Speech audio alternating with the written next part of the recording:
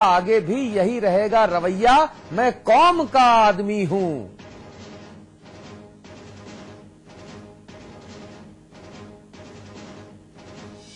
अवमानना के मामले में यूपी के 40 नौकरशाहों पर एक बार फिर से चला हाईकोर्ट का डंडा। 40 अधिकारियों के खिलाफ गैर जमानती वारंट जारी।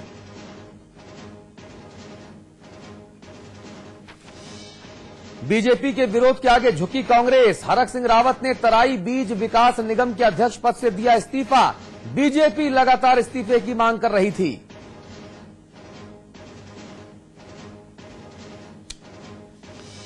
लखनऊ महानगर में मेट्रो के सफर को लेकर कवायद शुरू। मेट्रो की रूपरेखा को लेकर मुख्य सचिव जावेद उस्मानी की अध्यक्षता में हुई बैठक। शहर के अहम हिस्सों से गुजरेगी मेट्रो।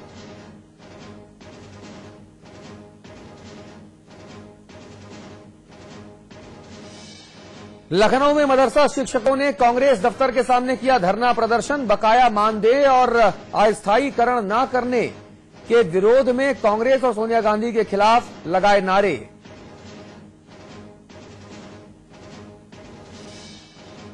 बस्ती में जल सत्याग्रह का जबरदस्ती नेतृत्व करने पहुंचे कांग्रेसी विधायक को लोगों ने भगा दिया। पुल के लिए लोग कर रहे हैं जल सत्याग्रह। नोएडा दिल्ली को जोड़ने वाली डीएनडी पर किसानों ने किया विरोध प्रदर्शन। किसानों ने पहले हंगामा किया, फिर डीएनडी पर लगे बैरियर को जबरदस्ती हटा दिया।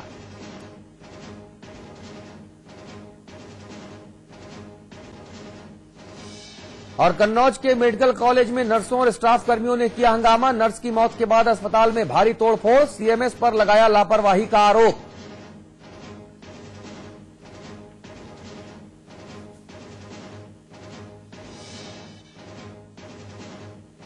कहां गई गंगा को बचाने की योजना? कहां गया गंगा सफाई का पैसा? क्या फिर हुआ कोई गोलमाल?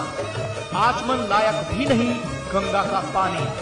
राम तेरी गंगा मैली हो गई। नमस्कार, आपके साथ मैं अतुल अग्रवाल हूं।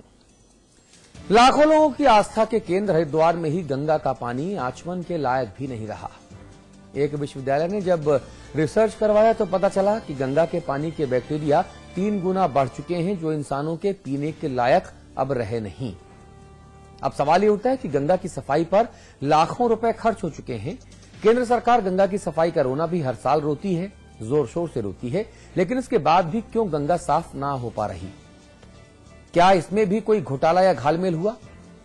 और हम कानपुर, इलाहाबाद, वाराणसी की बात नहीं कर रहे, हम बात कर रहे हैं हरिद्वार की, जहां गंगा इतनी मैली कैसे हो गई, ये जवाब किसी के पास नहीं है। हालांकि ये कहा जा रहा है कि खनन के चलते गंगा के जरूरी तत्व खत्म हो चुके हैं और इसी वजह से पानी प्रदूषित हो रहा है। आज बिग बुलेटिन में इसी मुद्दे पर होगी बातचीत।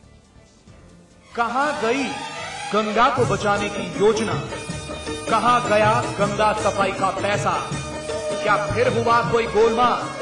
आचमन लायक भी नहीं गंगा का पानी। राम तेरी गंगा मैली हो गई। तो लाखों लोगों की आस्था के केंद्र हरिद्वार में पवित्र गंगा मां काफी अपवित्र हो गई हैं। यहां गंगा का पानी पीने लायक नहीं बचा। गुरुकुल कांगड़ी विश्वविद्यालय की एक रिसर्च में यह बड़ा खुलासा हुआ है।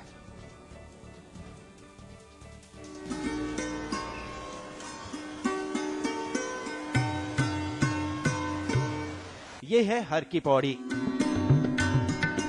जहां हर रोज लाखों श्रद्धालु गंगा में एक डुबकी लगाने आते हैं।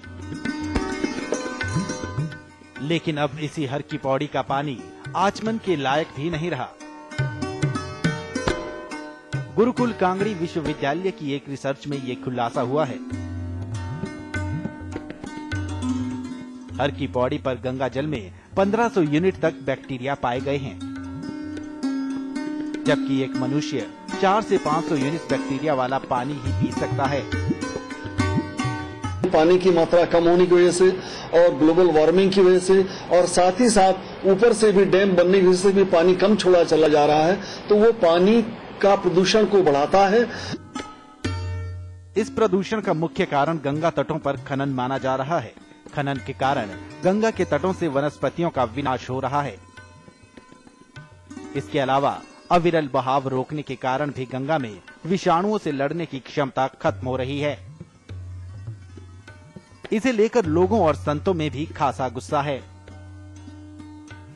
हम लोग तो बराबर से कहते आ रहे हैं कि गंगा को जिस रूप से बर्बाद किया जा रहा है, जिस रूप से इसके प्रवाह को रोका जा रहा है, मोड़ा जा रहा है, टनल में बंद किया जा रहा है, उससे उसकी जीवनी शक्ति, उसका इम्यून सिस्टम ही बर्बाद हो रहा है। और हम लोग अपने माता पिता बुजुर्गों को 2 बूंद अमृत जल देने के लिए तरस जाएंगे। बहुत से एनजीओ भी काम कर रहे हैं, सरकार भी कहती है काम कर रही है, लेकिन धरातल पर हमें कोई भी ऐसा कार्य नहीं दिख रहा है। तमाम गंदे नाले आज भी गंगा जी में प्रभावित हो रहे हैं। लोगों और संतों का ये गुस्सा जायज भी है, क्योंकि गंगा को प्रदूषण मुक्त करने के लिए सरकारें चाहे जितने दावे कर लें, लेकिन इस तरह की रिसर्च रिपोर्टें लोगों की आस्था पर तो चोट करती ही है। हरिद्वार से शोभित चतुर्वेदी के साथ ब्यूरो रिपोर्ट, समाचार प्लस।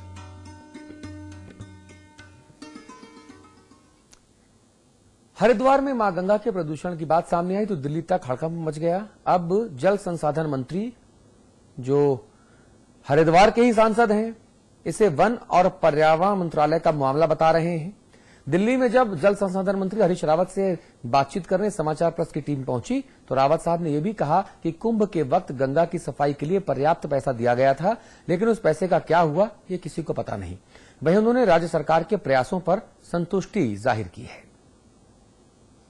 संसदीय बोर्ड की बैठक के बाद अश्विनी कुमार और रेलवे मिनिस्टर पवन कुमार बंसल के इस्तीफे से जी ये बातचीत हम आपको दिखाएंगे, है ना। ये पूरी की पूरी जो बातचीत है हरीश बाबू की वो आपको दिखाएंगे, लेकिन इस वक्त गंगा की इस बदहाली पर हमने लोगों से बातचीत की और लोगों का क्या कहना है, पहले लोगों की बात सुनेंगे फिर मंत्री जी की बात सुनाएंगे आपको। एनजीबीआरए अंतर्गत 2 परियोजनाएं इस समय कार्यरत हैं हमारे ऋषिकेश क्षेत्रांतर्गत। एक सरस्वती नाला और ये ऋषिकेश सीवेज का जो ओवरफ्लो है उसे रोकने के लिए avoidment of pollution at Triveni Ghat Ganga river Rishikesh में इस नाम से जलोसारण योजना चल रही है। अभी चिंता का विषय है और हम तो ये समझते हैं कि इस पर केंद्र सरकार को विशेष तौर से ध्यान देना चाहिए, क्योंकि ये भारत के 1.25 करोड़ लोगों की आस्था का प्रतीक है ये नदी। इस पर प्रदूषण जितना कम हो और जितना ये स्वच्छ हो।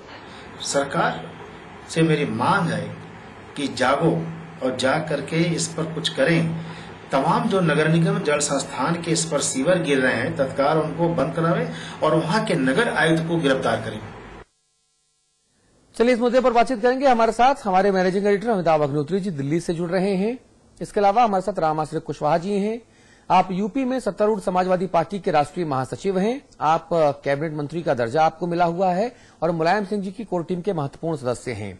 दिव्या गिरी हमारे साथ हैं, आप महंत हैं मन कामेश्वर मंदिर की। आप दोनों का स्वागत है। देहरादून आपको लेकर चलेंगे। भाई प्रकाश पंत हमारे साथ होंगे। आप पूर्व पर्यटन मंत्री रह चुके हैं उत्तराखंड सरकार में। डॉक्टर अनिल गौतम जी हैं, आप जाने माने वैज्ञानिक हैं। जयसिंह रावत साहब हैं, आप उत्तराखंड के मशहूर पत्रकारों में से एक हैं। नोएडा स्टूडियो में हमारे साथ गुरु माँ आनंदमयी जी हैं, आप महामंडलेश्वर हैं निरंजनी अखाड़ा की। हमारे साथ मदन चौहान साहब होंगे कुछ देर बाद, आप सपा के विधायक हैं।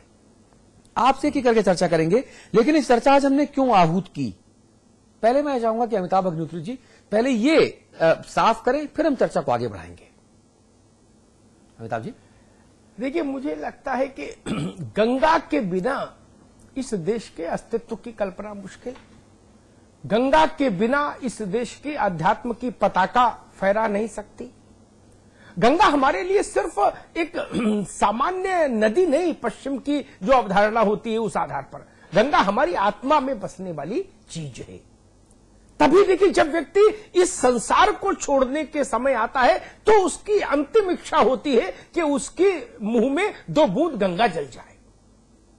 आज गंगा की स्थिति क्या हो गई, इसके मुझे जो समझ आता है, 2 अलग अलग पहलुओं पर चर्चा होनी चाहिए। एक वो पहलू जिसमें हमने प्रकृति के उस संतुलन को खुद बिगाड़ दिया, अस्त व्यस्त कर दिया, उस संतुलन को शीर्षासन करा दिया विकास के नाम पर, जो संतुलन सेल्फ प्यूरिफिकेशन के काम करता था। पेड़ पौधे और तमाम प्राकृतिक संतुलन इस ढंग का होता था कि नदी खुद में प्रवाहमान रहती थी। एक तो उसको देखना होगा, और दूसरा मैं कहूंगा कि जितने भी सरकारें आईं, उन सब सरकारों ने हजारों हजार करोड़ रुपया लुटा दिया गंगा को प्रदूषण मुक्त करने के नाम पर। वो पैसा गया कहां? गंगा का जो फेफड़े हैं गंगा के, वो तो लगातार संक्रमण का शिकार हो रहे हैं। गंगा तो करा रही है। अब मैली का सवाल नहीं गंगा का, अब तो मेरे कानों में गंगा की चीत्कार आती है, गंगा का रुदन आता है। तो वो जो दवा पर पैसा खर्च हुआ इलाज पर गंगा के, वो कहां गया? और तीसरी बात मैं कहूंगा, अपने साधु संतों से, महामंडलेश्वरों से, आचार्यों से, शंकराचार्यों से, जो भी लोग भारत की आध्यात्मिक सत्ता के प्रतीक हैं, उनसे मैं कहूंगा कि महाराज मठों से निकलिए। बहुत पांव पूजा लिए, हजारों साल से पांव पूजा रहे हैं, अपना पाद पूजन हो रहा है, और पाद पूजन की भी 51,000 दक्षिणा ले रहे हो आप। मतलब जो पांव पूजने आए वो भी 51,000 दे के जाए महाराज को। अब निकलो। अगर आपको सुनने के लिए 10 करोड़ लोग कुंभ में आ सकते हैं, तो आपसे ज्यादा प्रभावशाली वाणी इस देश में किसकी हो सकती है? अगर गांव का गरीब झोला लेकर, चना मुरमुरा लेकर गाजीपुर से, गाजियाबाद से और दुनिया जहां से कहां से पैदल 10 किलोमीटर चल के इलाहाबाद में पुलिस की डंडा खा के आ सकता है आपके मठ में, आपके आश्रम में, आपकी राउटी में, आप सामाजिक हित का काम नहीं कर सकते क्या? फोटो खिंचाऊ अभियान नहीं चलेगा ना। हरिद्वार में एक दिन महाराज जी ने फोटो खिंचा के शो कर दिया, उससे गंगा पवित्र नहीं होगी।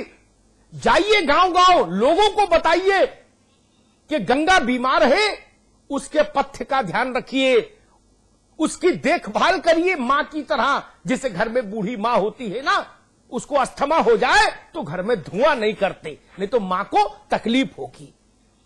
ये नहीं सिखा सकते साधु संत।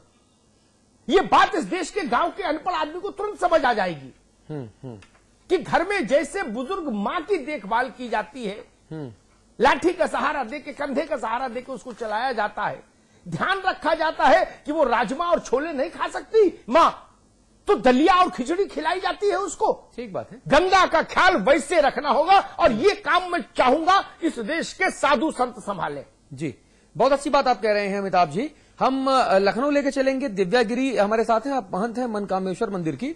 दिव्या जी, जो बात अमिताभ अग्निहोत्री जी कह रहे हैं, ये बात अपने आप में बहुत मौजू है, बहुत जरूरी है।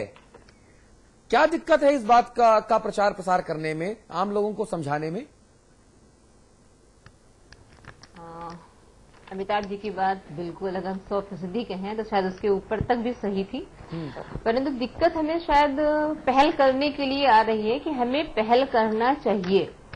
जो दिक्कत एक माँ के साथ में है, अगर बीमार माँ है तो बच्चों का पोषण नहीं कर पाएगी, और वही जीवित नहीं है तो बच्चे भी जीवित नहीं रहेंगे। ये शायद हमें एक जो आध्यात्मिक हमारा वर्ग है उसको बहुत ज्यादा समझने की कोशिश है। बिल्कुल आप ठीक थे, क्योंकि अगर हम कोई बात कहते हैं किसी व्यक्ति से तो वो ज्यादा विशेष प्रभावी होती है, खासकर तब जब एक पूरा जीवन ही संकट से गुजर रहा हो। अगर कल को नदी नहीं बची, पानी नहीं बचा, हम स्वस्थ तो क्या ऑक्सीजन लेने लायक भी नहीं बचते हैं, तो हमें एक पहल सामाजिकता की उस पर तो करनी चाहिए कि जैसे आप गणेश जी, लक्ष्मी जी की पूजन कर रहे हैं, अब हमको बताना पड़ेगा कि आप पूजन करके उसको कहाँ पे विसर्जित करें, या जो हमारा मंदिर का निर्माण होता है वो कहाँ पे हमें विसर्जित करना चाहिए, ये हमें बताना पड़ेगा ना, क्योंकि वो तो श्रद्धावश सब कुछ कर रहे हैं। ये एक शायद हो सकता है समाज की आवश्यकता रही हो कि लक्ष्मी गणेश मूर्ति की बन रही हो। दिव्या जी, आप रहिए हमारे साथ। गुरु माँ आनंदमयी हमारे साथ हैं, आप महामंडलेश्वर हैं निरंजनी अखाड़ा की। गुरु माँ, ये सवाल बड़ा इसलिए है कि आखिरकार जिस गंगा के पानी में कीटाणु नहीं पैदा होते थे, जो गंगा का पानी वर्षों वर्ष रखा रहे वो खराब नहीं होता था, जिस गंगा के पानी को कहा जाता था कि साहब ये पतित पावनी मोक्षदायिनी गंगा है, जब कोई व्यक्ति शरीर छोड़ रहा होता था, मरणासन होता था, हम उसके मुंह में 2 बूंद गंगा के डालते थे इस उम्मीद के साथ कि अब पूरे शरीर में जब ये अपनी आखिरी गति की तरफ आत्मा आगे जाएगी तो सीधे मोक्ष प्राप्त होगा। अब इतना प्रदूषित जल है, उसका इस्तेमाल नहीं हो सकता। जल में कीटाणु तुरंत 3-4 दिन में कीटाणु पैदा हो जा रहे हैं। उसका वैज्ञानिक महत्व भी जो पहले था, जिसको हमने अध्यात्म से जोड़ा था, वो भी खंडित होता जा रहा है। ऐसे में हमें आपको करना क्या चाहिए? बिल्कुल।